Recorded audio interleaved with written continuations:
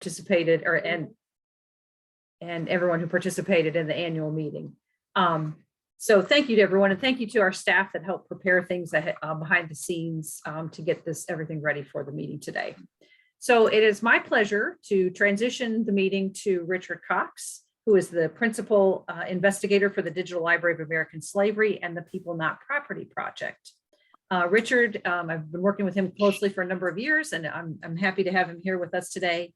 He serves as a digital technology consultant at UNCG and is that principal investigator on this project. Digital Library of American Slavery includes resources such as the Race and Slavery Petitions Project, the North Carolina Slave Notices Project, and the People Not Property Project. His work has been funded by the National Endowment of the Humanities, the State Library, and the Council of Learned Societies, as well as the National Archives.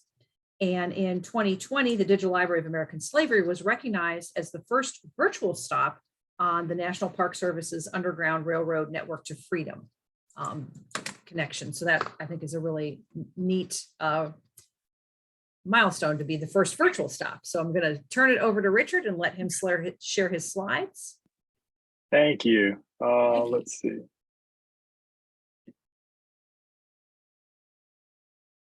Okay, if everyone sees my title screen, that would be awesome. Should be good to go.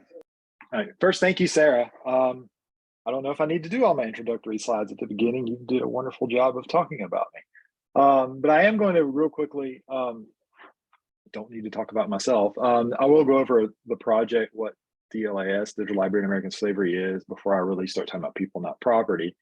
And I'll also, towards the end, take a moment to talk about all the partnerships and help that I've gotten actually from the state archives in doing this work, because it literally would not have happened without working with the state archives and their partnership. So what is the Digital Library on American Slavery? It's a completely online project. There's no physical component. We don't have a physical archives, or we don't have any physical papers. It's fully digital. It is a digital scholarship project, which means it is a product of research, primarily with me being the principal investigator. It's built on 3 different projects, really, which I'll talk about individually in a minute, that come together under this umbrella of the Digital Library on American Slavery. Our focus is on public records and public documents that relate to enslaved people. Specifically, we're looking at people, the names of the enslaved people and the names of people who are associated with the enslaved in these documents. It is a DLAS brings these projects together and makes them under one interface, makes them fully searchable, and we don't have any restrictions. It's freely accessible, and as I'll talk about and maybe show you later, depending on my time, there's multiple ways to get to the data, and we can anyone can get to it in a number of ways and use it without restriction.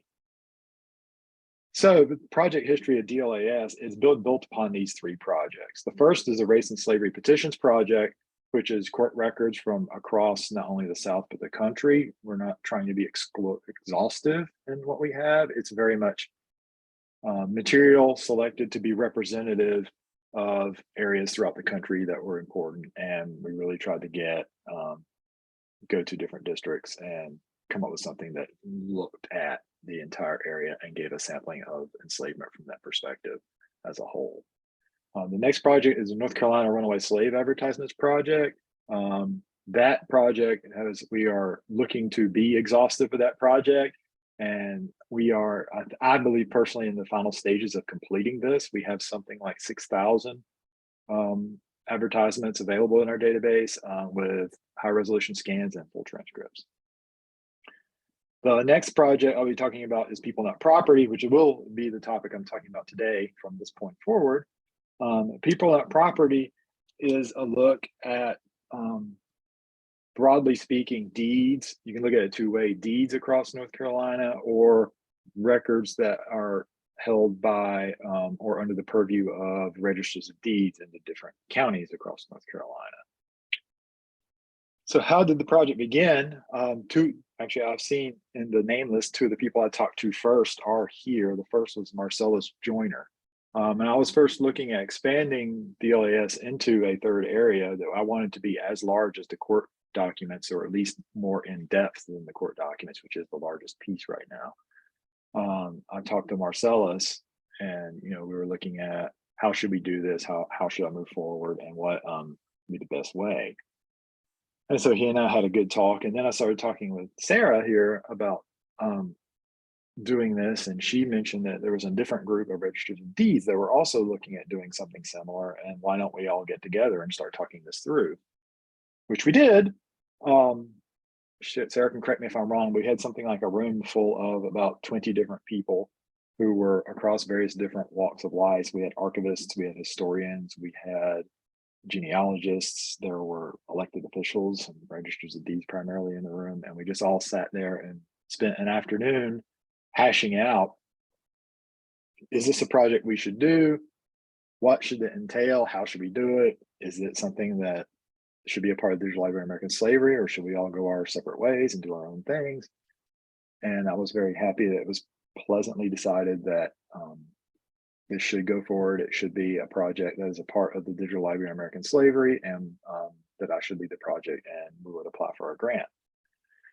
Our primary partners in the project are going to be the state archives, the North Carolina African American Historic Genealogical Society, and some various registers of deeds who work with us on the project. I do have an advisory board. There will be a URL later if you'd like to see all of our individual partners and the people who have been really kind enough to donate their time to this work. I would encourage you to go look. So we applied for a grant with the National Archives, the National Historic Publications and Records Commission. You can see on the screen, I won't really dig into that in any depth because I sort of sum it up here. But it was a major initiatives grant with the National Archives to put together this project and basically build a database, build a website, and begin this work to do as many of the counties in North Carolina that had records and we had access to the records. So we put together, wrote the grant. This was about 4 years ago, and we were fortunate enough to actually get the grant. It was a 3-year project. The grant ended this past October. We did complete everything we were required to do by the grant. You can see I summed up everything we have completed as of October of last year here. We got more documents identified and made available than we had promised. Honestly, those 54,000 people is exponentially more than I expected, which is exciting. We did work in 13 counties. I cannot say we completed all 13 counties, but we did work in all 13 counties. And the website also says how far we got as of this grant with those counties and which ones are complete. We have images of all original deeds, except with a few exceptions. And Guilford County, we're fortunate to have Elon Law School partnered with us. The students were doing pro bono work and volunteered to do full text transcriptions of Guilford County. That student group, I'll say as an aside, has now won awards for their work from the North Carolina Bar, which is pretty exciting. They continue that work now and are working in, I believe, Forsyth County, all of which will be turned over to me when they're finished. So what are those counties that we have worked in? Here they are. Like I say, some of these are completed from beginning to end, some are not. But all in all of the documents we had pulled up as of October are in here, and we have images for all of these. So there are other counties that are currently being worked on right now. These are them. These are primarily being worked on by third parties that I consult with. So it sort of really makes this project one that is very community focused. Some of these, like I'll talk about some of this in a minute. Cumberland County is, for example, the county itself is taking on the endeavor, and I'm consulting with it. Davie County and Wake County, the registers of deeds of those counties, have taken that upon themselves to do the work, and I am consulting with them in that capacity. So there's a lot of different initiatives that have grown out of this work with the state archives that are helping it go forward. This is an example of one of those. That's the ACLS grant that Sarah mentioned.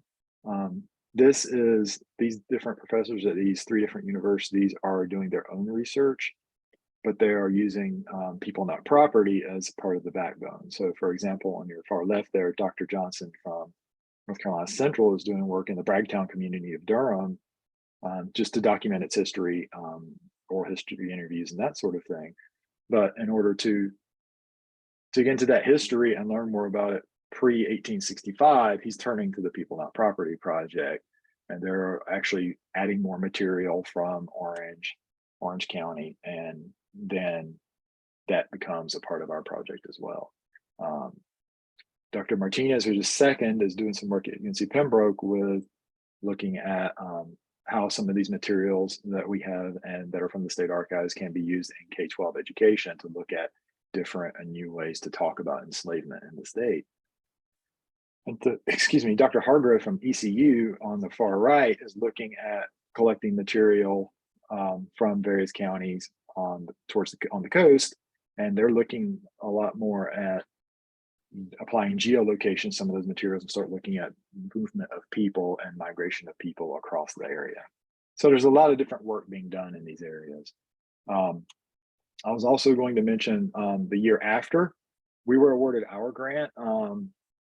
The Mississippi State was awarded a grant with a couple of historic societies that they're working with, the exact same grant the next year to do similar work. And I just have a quote down there from their grant application.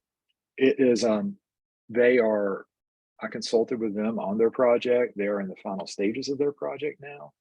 And as a part of the grant and my consultation, they will be supplying all of these materials to People Not Property. Just showing that we have been set up as a role model to do this sort of work. And now they are actually doing that material, which will make this project not just a North Carolina project, but a regional project. And really look at being able to finally start making some of these connections of people and different people across state lines in different ways. Currently, I was awarded a grant by the state library in June, July last year as a one-year grant to do work in 4 more counties. You can see them on here: Bertie, Burke, Rockingham, and Yadkin. That work is very much underway right now. I can go ahead and say that we have all of the records, so not the images, from Rockingham County. We have a good bit of material from Burke County and Yadkin County, and we're working hard on Bertie County, which is the largest one. We've got something like 37 deed books through 1865 that we're manually going through online and choosing and selecting the ones that do involve enslaved people.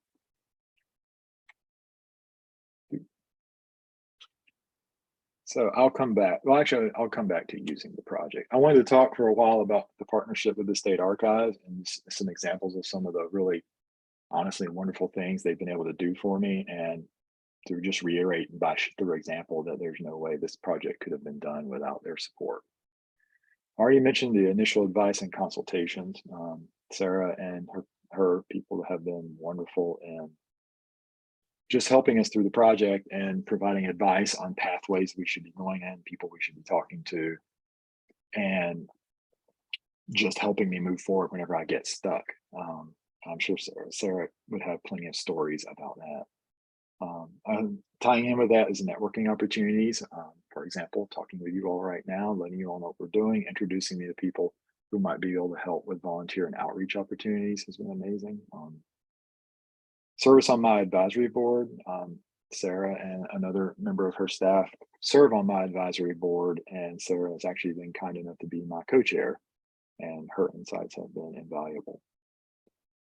Grants and grant support, letters of support from Sarah and the State Archives have been on, I would say, every grant I've written.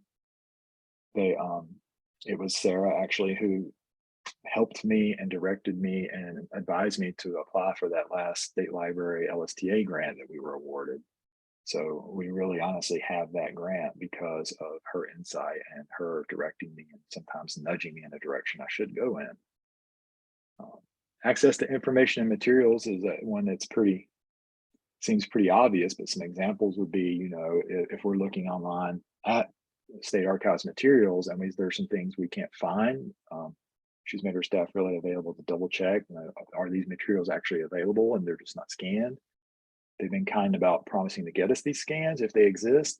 And also, which is equally important, letting us know if the materials do not exist and why they don't exist. For example, has there been a fire that destroyed the records, or a flood, or has something happened to those materials for one reason or another where we just can't get to them. They don't exist anymore, which is part of why we do this work. So that's been obviously invaluable. And finally, talking about ongoing partnerships and support, that's just everything we talked about there. She was kind enough to invite me to talk briefly about my work today with you. And she, has always been very open to some of my often weird questions that I ask. And really, her and her staff support about my work has been invaluable and would not be able to have been done without it. So I'll talk a little bit about the project, and then I'm speeding through this a little bit so I can go ahead then and show what it looks like quickly.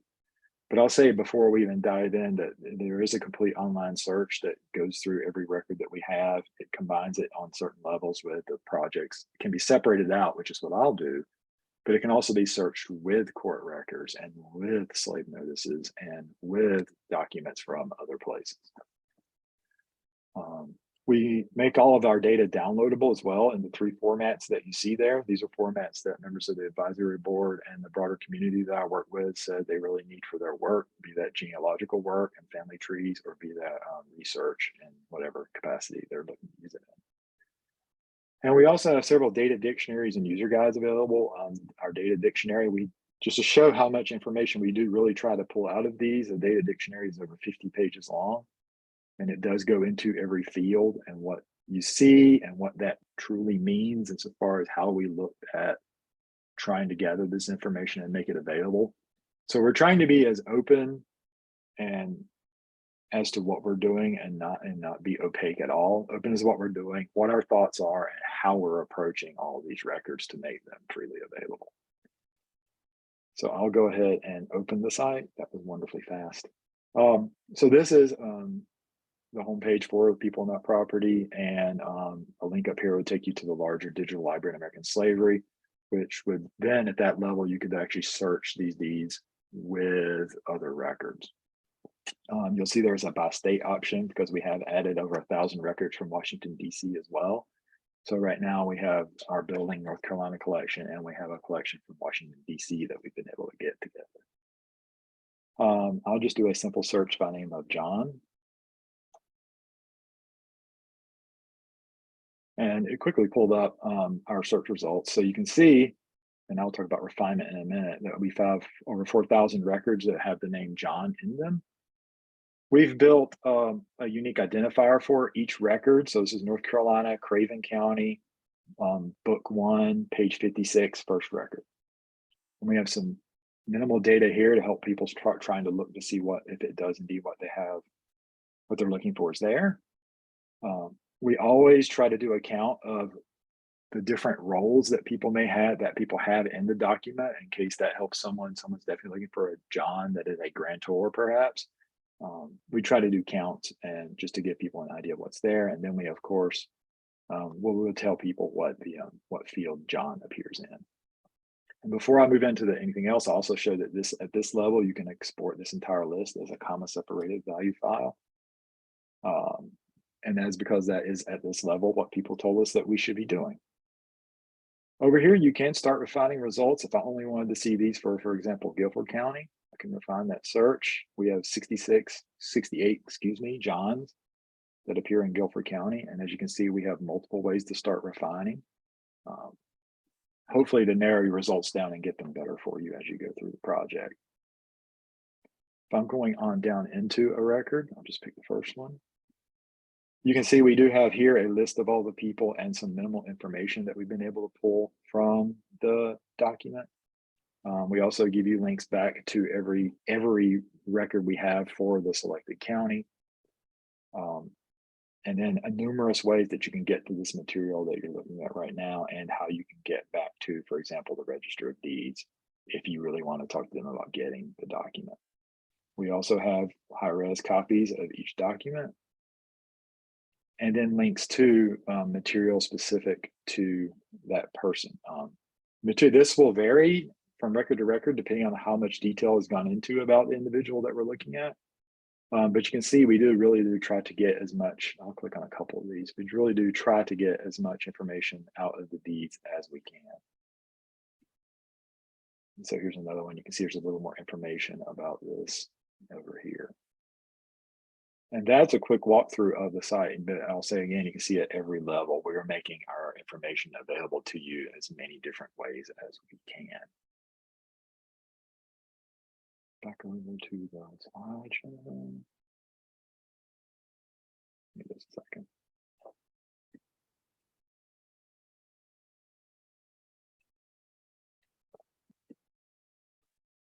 State Archives, and my final slide. If you have questions or comments for me, I'm happy to talk about them. It's a quick overview of a project. DLAS has been a 20-some year project, and we first started talking about working on people, not property, something like 6 years ago. Talked about it, figured it out for a little while, got a 3-year grant that ended just a year ago now, and we are continuing that work going forward. And it would not be possible without some of the people on this webinar. So I wanted to thank them very much for their help. Thank you, Richard. And I think it's a good opportunity for folks, if you have questions, start putting them in the chat, and maybe between Josh and I, we can make sure that they get addressed. Anyone has any questions? Here's one. Any future grants being sought to expand beyond the original 13 counties and the now added 14 counties? Sure, we're always looking for opportunities to do more. I mentioned the one grant that we're working on right now that is for more counties. There are plans, not specific plans, to be perfectly honest. We're always looking to expand into other counties, and we're always looking at more funding to be able to do that, because of course, you know, we have to have funding to do this work. So yes, the short answer is we are. Right now, to be honest, my focus is on this LSTA State Library grant that I'm working on. That grant will end in around June or July. So it'll probably be around March or February, where I start looking at other grants to see if there are other ways I can look at expanding the work further, but also possibly and hopefully going deeper into what we already have and see, is there more we can pull out of the records that we have instead of just presenting it? Is there some things that can be done with those records to make them richer and more full for those who are coming to look and use the work? Okay, another question about record information in other series like estates or other types of records. Can you speak to that? Yeah, so with People Not Property project specifically, we both, the advisory board, we talked and really are looking at for that specific project that to both keep it expanded and narrowed to, for each county, what would have been under the purview of a register of deeds. And that's primarily just to get it, it's really the only way to get a grasp on this and not say, you know, not expand it in different ways, or it's a way to keep it both confined and doable with it, and also have it broad enough that you can get a number of different records. That said, that's People Not Property, and you can see that I'm very much interested in different types of public records. I think, you know, Sarah, for example, knows I've been eyeballing some tax records that showed up in the mid 1800s in North Carolina. And it would be amazing to get some of these tax records into the Digital Library on American Slavery in some way. And we've also had people talk to us about things like manuscripts and family Bibles and that sort of thing. The primary constraint for us that will not surprise anyone is, we know, time and money. You know, we need grants to do this work, and my focus right now is I want to get, you know, I would say the 100 counties, but not all counties have these records. So I want to get all the counties that have these records in North Carolina that fall under People Not Property, and that's my short to medium term goal, to be honest, is to call this work on that level complete. Yeah, and I think I would point people to your website with the resources that were developed under the grant that talk about the indexing, and it's challenging work for those of you that aren't used to reading. Well, probably this audience is not a good one to say this, but reading cursive handwriting and getting familiar with the structure of these documents. So there was a lot of work that went into that, but the possibilities are endless of things that could be added in the future. Couple more questions here. Let's see. There was one in the chat I wanted to see. I'm trying to watch both. have there been any interesting or surprising research results from the project? Oh, geez. Yeah, there always are with these projects. It's, it's one of the things I say when I talk about the deed specifically is when you think about a deed, I'm not speaking specifically to the work we're doing. You think of a deed, you think of something that is for lack of a better way of putting it, a boring mortgage or a boring, some sort of boring property deed. But when you really dig into these, there's information about people and people's lives in here. And sometimes just the information itself that's different and strange. So not different, not strange, unexpected, really. And so we're talking about enslavement here. So we have deeds that actually talk about piracy, which I hadn't really even thought about would be in here, but we do have some enslaved people who are sold into piracy. There's the story I always tell. So those of you who've heard me speak about this before, I'm sorry, I'm going to talk about Africa Parker. So Africa Parker, who primarily the material I've been finding from him came from my work on this project. He was enslaved. I was able to trace his enslavement back as far as 1776, actually, which I think is actually when he arrived over here, and I was able to trace an entire enslavement up through his emancipation in 1800. So once he was emancipated, he started a business. So we're still talking about 1800 and specifically Orange County. He was able to start a business with a gentleman who is the grandson of a former enslaver. And the business he started was in Hillsboro at what is now the historic Seven Hearths home. It was at the time an inn, and he opened a distillery behind it on the creek. It was apparently a successful business. He and his partner actually took out a business loan a couple of years later. But Africa Parker was also, so he was literate. He could read and write. He always signed his name after his emancipation, Africa Parker, a freed man.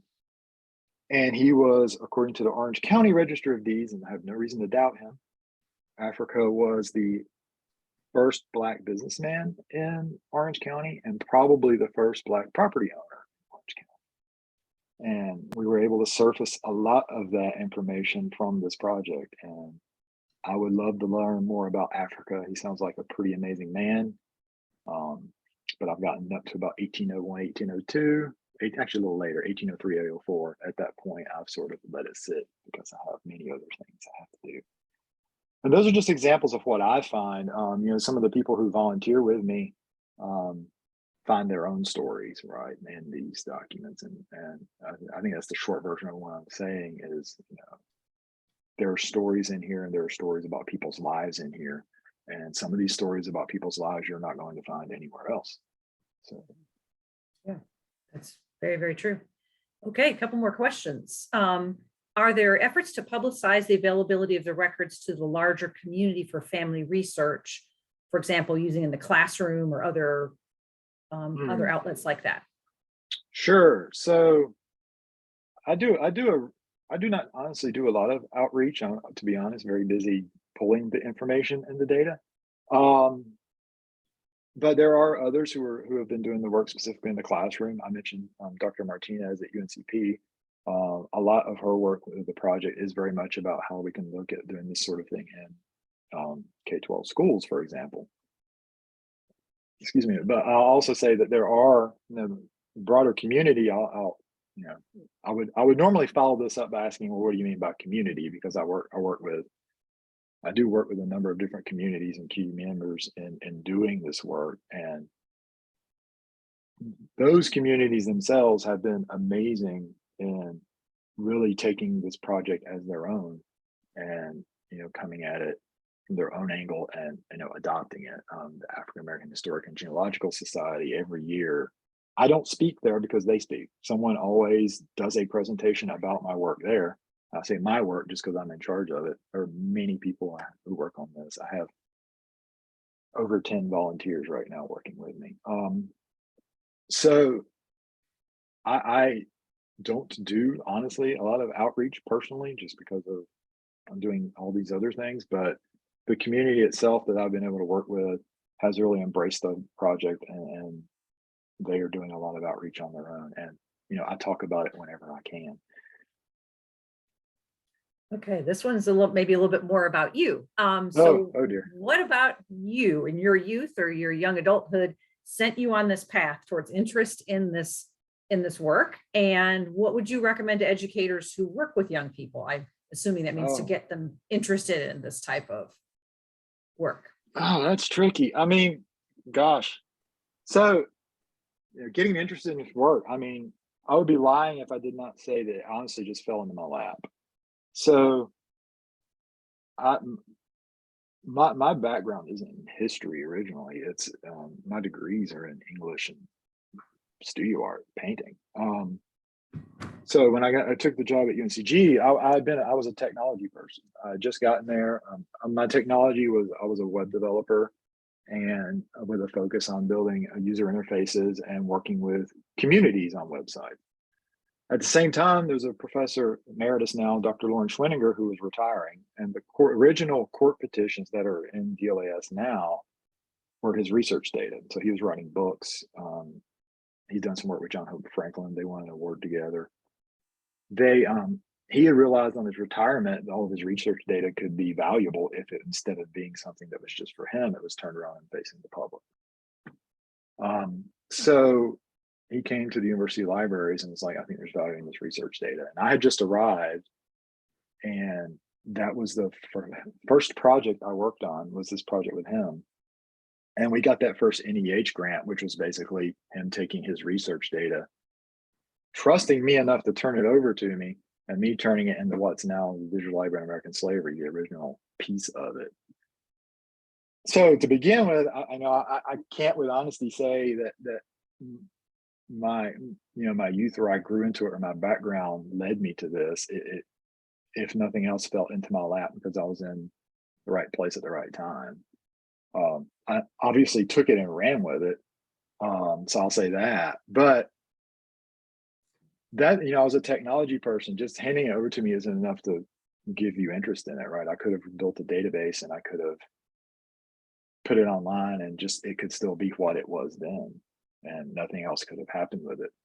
The thing with this, at least for me, well, I can't say at least for me. I used to say at least for me, but as I've had other people work with me on this project, because this is definitely not a one-person project anymore, it happens to others as well, where once you're working on this and you start really looking at these people's stories, and these people, like, I'll go into a database itself and look at the raw information and the information of the people that no one else can see. But once you're doing this work and you're in here, it grabs you in different ways, and it seems to not let you go. And and it's one of the things I always tell people is like, yeah, I talk about this, talk about this is data, this is information, but my real perspective on this is these are people, and these are people's lives. And in many cases, this is one of the few ways you'll ever know about these people and their lives. And I feel I have an obligation to these people to make this available and to treat it as I think it should be treated, with respect. I don't know if that answers your question. Because then I think you mentioned how would I talk to young people about this? There we go. So I guess I prefaced that with saying I was not young at the time. I think, and most, from my perspective, I'll say the young people I've worked with on this are college age. You might be talking K-12, but my experience is with college age students who are working with this material first. I'll say one thing that has become apparent is, even with freshmen in college, a lot of them understand slavery and enslavement as a concept, but once they work with my work, I think there's something about that work that drives it home a lot more as what that reality, from a certain perspective, these deeds really was. And, an example is, you understand by the nature of enslavement that we're talking about, enslaving people and selling people.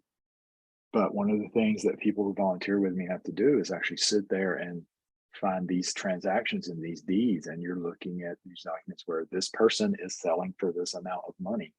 This person is being sold with this chest of drawers or with this horse for this amount of money in someone's handwriting. even if it's digital, it's in someone's handwriting.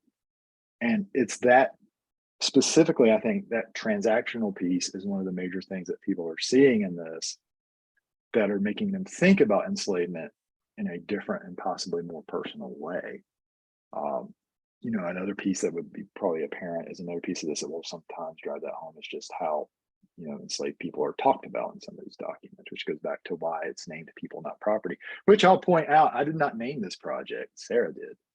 But she I went don't blank remember there. that. She I went don't blank remember there, that. but she absolutely did name this project. I just remembered that myself and wanted to say. So I think one of the things with work like this is it's, and I'm not just talking about others who do this sort of work, is there's the opportunity there to really show. I mean, it's too limited a project to show what enslavement was like, but it gives you a different perspective that is deeper and more personal, I think, because you have people in here, named people, and things happening to them and things they are doing.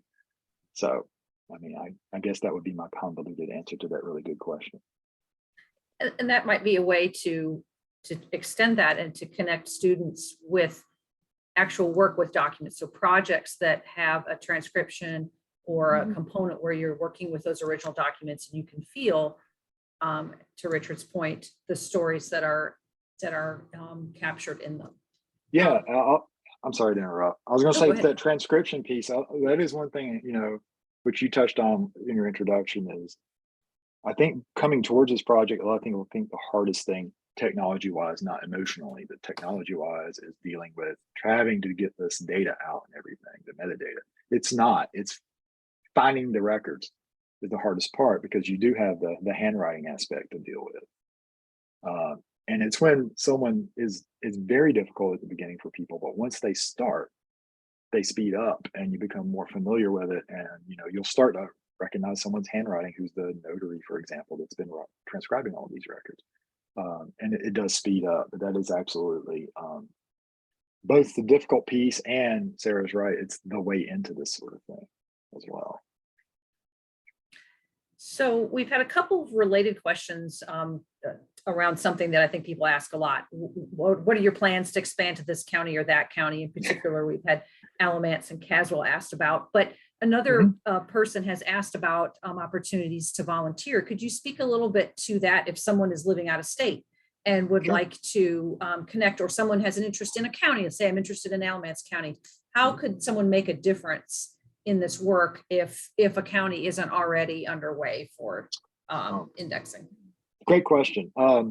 First step is to email me. I think I had my email address up earlier, but it's not. It's rlcox@uncg.edu, and talk to me. What I would do would be to set up a Zoom meeting with you, and I would talk through what we do on the project, which briefly is I would talk through and show you how we actually do go about finding these records, how we actually do go about getting the metadata out of these records about people, how we actually take the images and where we do that work, how we do that work, and what the expectations are of that work.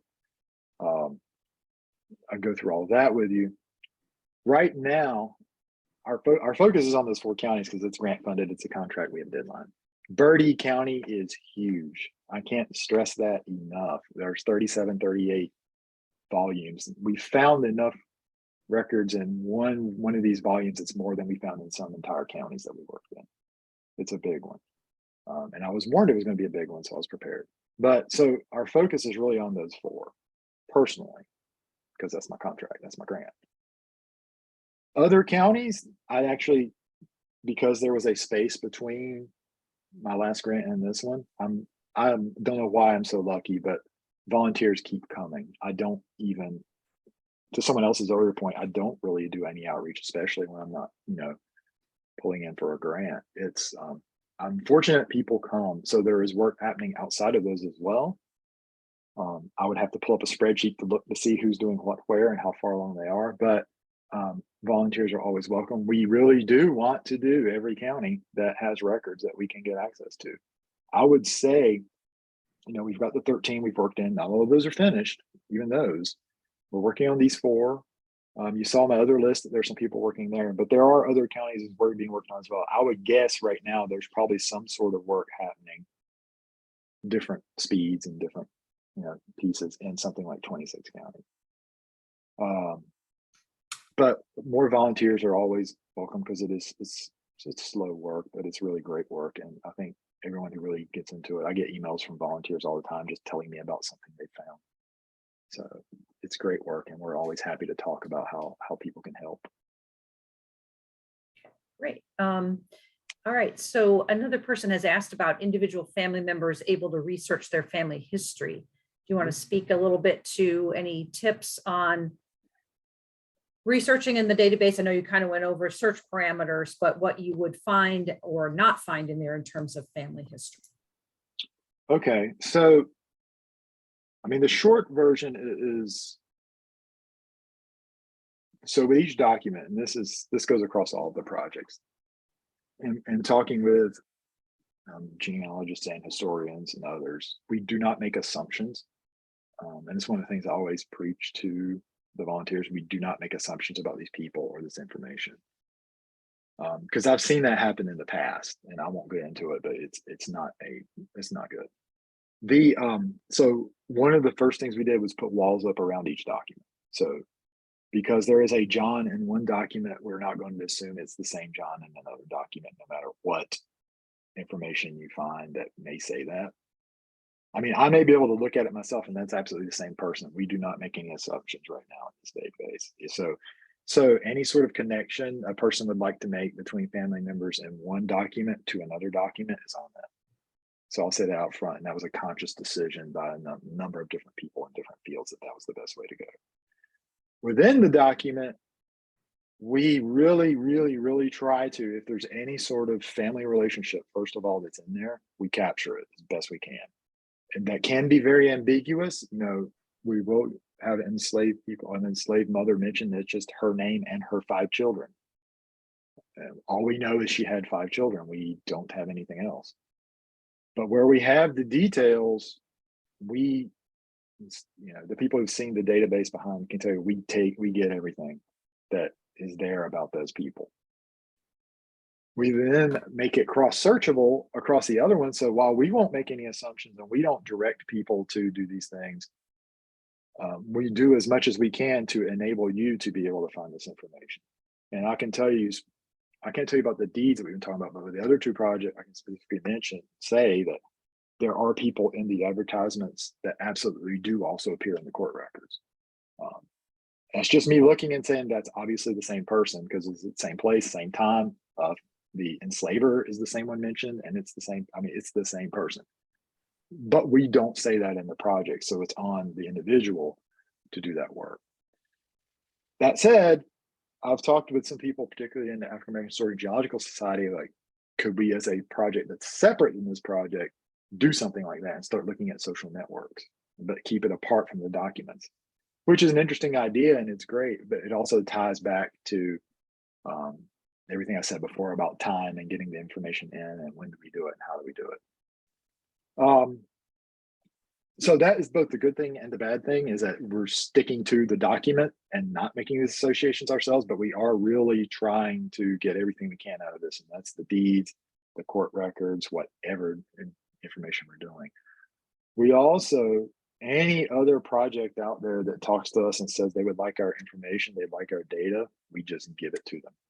I will download it from the database and hand it over and say, please do what you will with it. So I'm not protective of this. So Cornell University has our Runaway Slave Advertisement project. All of our records are in there with their other ads. And I'm currently working with the enslaved.org project. We're interested in our court records and merging that with their portal. So, and my hope with that is it, again, makes these people, more people can find out about these people, more people can find their families and their ancestors. I mean, that's my goal. And I'm trying to go through these different, ways to get that done. Hope that answers your question. Yeah. Okay. Question about what do you do when records are limited in the case that there might be a fire or another reason why records are destroyed in a county? All we can do is I will contact Sarah or someone on her staff and say, I can't find, here's a real one. I can't find these records from Burke County. Are they available? Are they available? Or did something happen? if something happened, I mean, all we can really do is mark on the website, we do not have these records because there was a fire that destroyed them, for example. There's really nothing else you can do that I'm aware of. Sarah may be able to correct me. But Yeah, I but mean, if yeah, there are gone no is records, gone usually. Yeah. yeah, if there are no records, there are no records, which is, certainly is an argument for both archives and for doing this sort of work. Availability and preservation, depending on which side of it you're talking about. So yeah, there's not, I mean, Sarah can say there was back when we were first starting this project, there was a hurricane that came up the coast, and it was a bad one. And one of the first things I was talking to her, I was like, it's sad because there's all that loss of life. In the back of my head, I'm like, well, what happened to all this information and these documents too? Of course, Sarah had everything already, but you realize when you're doing this, and sometimes it feels like you're against the clock. For the most part, not. But sometimes, you feel that because, like I say, it's about the people to me, and I'll worry about the people. So.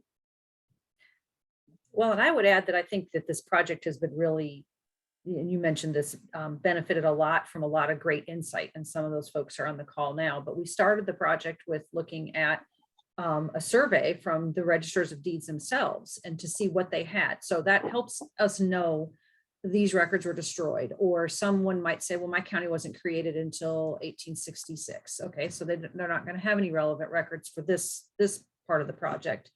And then you have other registers that really, one in particular did the indexing of the records that were relevant in her county as a retirement sort of presentation to the county commissioners. She was that excited about participating. So there've been a lot of people who are very vested in this. And then the insights of folks that are advising it, the professors at NCA&T and the genealogists. And you mentioned Marcellus, who's on the meeting here, who's in family history library in High Point, that can really speak to the research end of things with patrons. That's really made things better. So that helps us kind of brainstorm what other records might be out there or other places to go. And hopefully as things grow and expand, be able to incorporate more of those other types of records that people are really wanting to add to the data, like the court records or things like that. Yeah, and also how to approach the records we have too. Mm-hmm. That's been invaluable to me, is understanding how the best approach is to what we have as well. Yeah. Just long conversations even about the index fields and what people are gonna highlight and note. That's yeah, which doesn't sound interesting, but it really is once you start asking the questions. Yeah. Yeah, that's many minds make it much more robust. Are there other questions? Anything left for folks? Question wise, I'm looking here.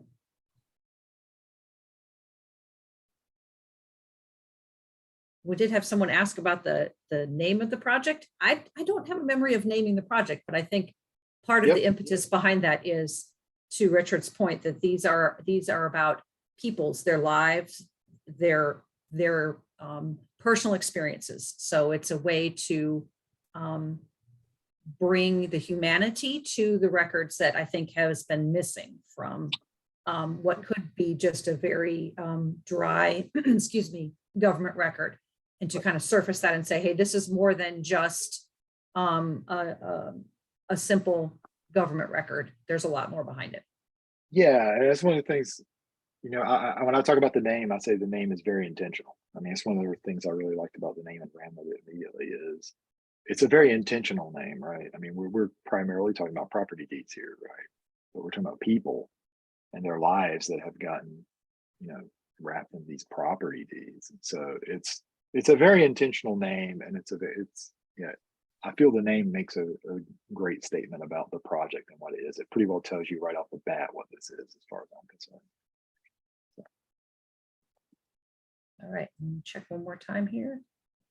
Oh, have you reached out to neighboring states like South Carolina? Oh, there's a good question. Well, I mentioned Mississippi. There's also some Alabama in there. They should have their records to us, knock on wood, by the end of the year.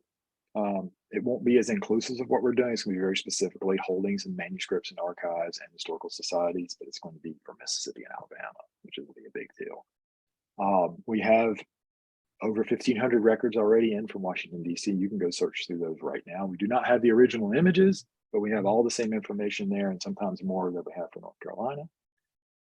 There have been outreach efforts to Georgia, South Carolina, Tennessee, and Virginia. Sometimes, often, that they are actually coming to us because, to be honest, we're the only people doing this work, meaning deeds. Not only deeds, but something as specific and focused and deep is what we're trying to do. So we are the first to do this. So they are really coming to us also for advice. And that's one of the reasons we have the Mississippi information coming in, because they're building their whole projects around information and spreadsheets and data formats that I provided. It's difficult. It's difficult state to state because the laws around these records, and I'm tiptoeing into waters that Sarah could probably talk more about, is different. So registers of deeds here are elected officials. So in theory, when there's an election, I could be working with someone completely different. The regulations around who has access to these documents vary from state to state. I was talking to a specific county in Georgia who was interested in emulating this, but they're only going to be able to do it for one county, and because there's, I don't know if it's laws or rules or what, but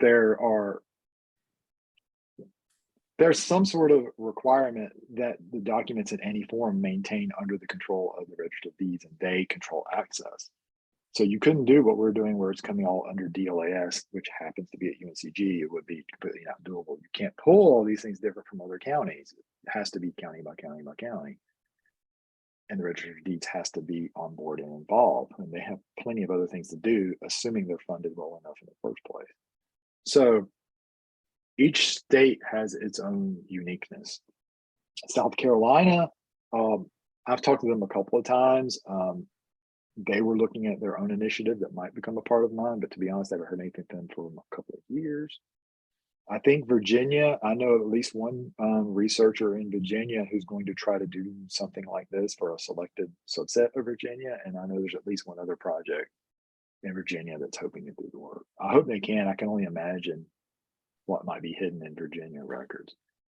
So it's I won't say it's difficult work, but it's different work when you start looking at all the different states and how each state at this level is different and needs to be approached differently. And there's different things you can do in some states that you can't in others. Yeah, so we've had a couple follow-up questions about related to other state records. And I think the short answer is you're going to see what's reflected in.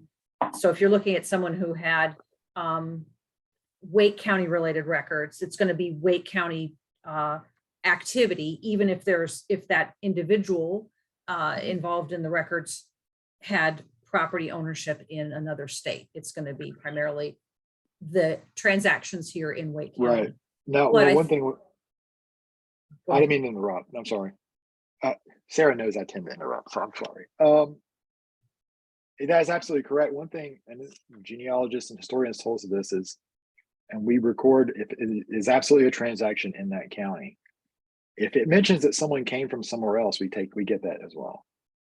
That's not a lot, but I mean, it can be helpful if a grantee is from another county or happens to be here from Virginia, and that could help a family member say, okay, now I need to start looking over here. It's not much, but it's there. Yeah, I was just going to say, I think that's part of the advantage of having knowledgeable historians and genealogists and other people speak to the indexing. That will help with, I think that's the future of where this type of work is going. Even if our state is different from another state, if there's ways we could build data that can be, and this is Richard's area of expertise, not mine, to export it that could be then joined with other data, that's where you're going to get that economy of scale and being able to search. But for now, I'm afraid that it's kind of limited to across state borders. For a lot of these projects, you see them around a particular type of record or subject or state or locale. But if you build the data in a smart way, then in the future, I think as we add to that, we can maybe merge it together and like you say, do some more work with networks and things like that. Yeah, absolutely. People. Yeah. Okay. Let's see. Okay. One last question. Have you tied this to America 250th in North Carolina? And are you intentional in making connections to the 2026 celebration for awareness? Great questions, and my answer will be simply no. To be honest, I personally have not. Simply because, you know, it's what I was saying earlier. You know, when we were doing when we had our National Archives grant, I had a project manager who worked with me, hired on that grant, and that's the sort of thing she was doing, and she made some great connections for us. Right now, it's primarily just me, to be honest, and I'm really, my head is really down and trying to pull all this information and data in and get it in, and that's really been my focus. My head comes up when someone like Sarah sends me an email and points me in a direction, and then and I'm picking on you because you're here. You know, I love your work. I love how you help me. Then I try to lift my head up and pursue these things, and it's been invaluable because I'm fortunate that though I may not be doing that sort of work, I know people who are aware of that work and can nudge me and tell me I should be doing that work. Angela at the African American Historical Commission has been another one that's been great for like pointing me in directions. Just as an example off the top of my head, but yeah, I rely on people with more expertise than I that know more about these different events or projects that I should be involved with. And at that point, I'm happy to do what I can as my time allows to be involved with this, because I really do. I see where these questions are coming from. There aren't a lot of people who know about my work, honestly, just to be short. Given the scale of the work, I would say, and I think that's a good part of the reason is I'm not out there as much as maybe I could be or should be, talking like I am right now about what we're doing and what's really in these records and what it really means. So yeah, I have failings. Don't we all? Don't we all? Well, I think everyone's takeaway can be then all these great ideas that people have in the genealogical historical community they're worth talking about with your colleagues and your friends and other groups and raising them to our attention so that we can see if there's a possible connection, or at least put it in the memory bank to file away for future discussions. That's absolutely all important. Absolutely. Okay. All right. Well, I think that's it for most of our questions here that we've had come in. I appreciate everyone's time, and go ahead and take a look at the website and shoot Richard a question if you feel like you want to volunteer. I'm hopeful we'll get a few more volunteers in there. I'll go and type my email address in the chat. Okay. Just to be sure. There we go. And please, if there are any questions that weren't answered, email me. I'm happy to talk about the project anytime. Okay. Well, thank you, everybody.